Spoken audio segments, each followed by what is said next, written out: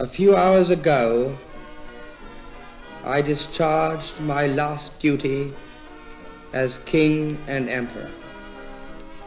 And now that I have been succeeded by my brother, the Duke of York, my first words must be to declare my allegiance to him. What if none of this ever happened?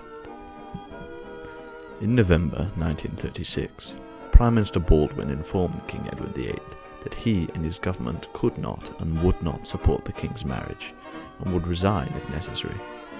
They told the king he had to abdicate if he insisted on marrying Mrs. Simpson.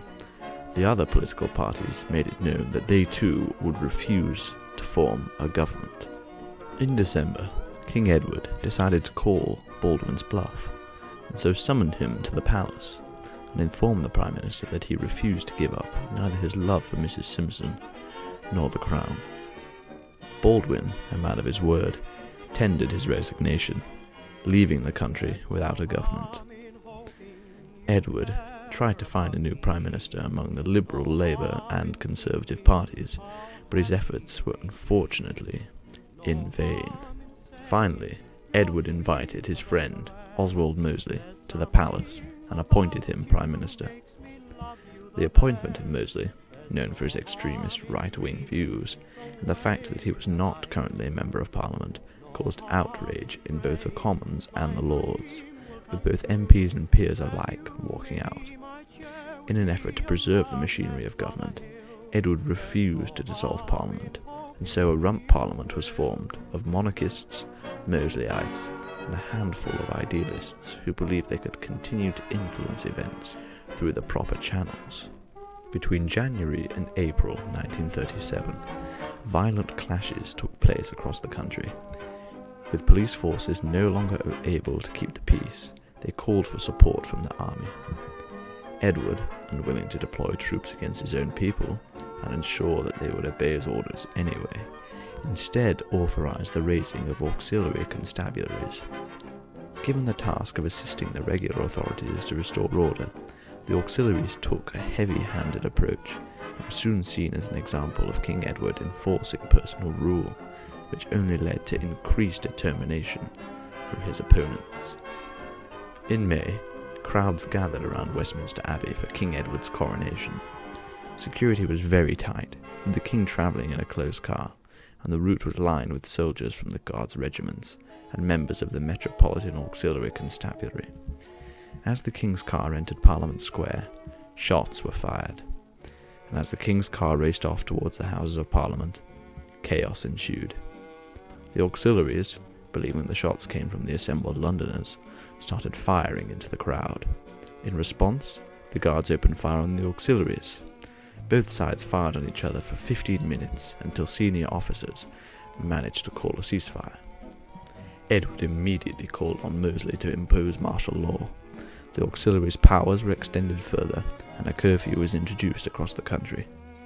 The king and Wallace then fled London to take up residence in a Worcestershire stately home, and were married in a quiet ceremony later in the month. Accusations flew over who made the attempt on the king's life, and the Guards regiments were disbanded.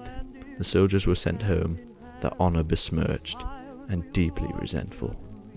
During the summer, the declaration of martial law galvanized opposition to the king and his Mosleyite supporters, and many left-wing and anti-monarchist groups began to organize themselves into armed militias. Mosley and Edward deployed regiments of the regular and territorial army in an effort to keep what was left of the peace, hoping to keep tensions low by deploying regiments in their home counties. Across the empire, Edward's marriage had far-reaching consequences. The governments of Australia and New Zealand fell, prompting new elections, and the nationalist government of South Africa seized the opportunity to declare independence. Eamon de Valera, Prime Minister of Ireland, sent troops into Ulster, ostensibly to help restore order, but ultimately to reclaim Northern Ireland for the Republic. The king's 3 younger brothers, meanwhile, fled to Canada with their families and households, in fear of the increasing violence. In autumn, the leaders of the Anglican Church refusing to recognise Edward as the head of the church, declared him unfit to serve as king and formed the Anglican League, intent on the removal of Edward, by force if necessary. The Scottish Kirk followed suit and convened a Council of State, declaring that Scotland would no longer recognise the rule of Edward or the Parliament in London. The Scots Guards were welcomed home and forcibly expelled the fascists and auxiliaries. In Wales, opinion was divided between the rural north and the more industrialised south. Latent anti-English sentiment in the north formed the basis of a Welsh independence movement, which sought to form a Welsh republic as an independent state among the nations of Europe, while in the south, the returned Welsh Guards formed the core of a royalist movement, still loyal to King Edward.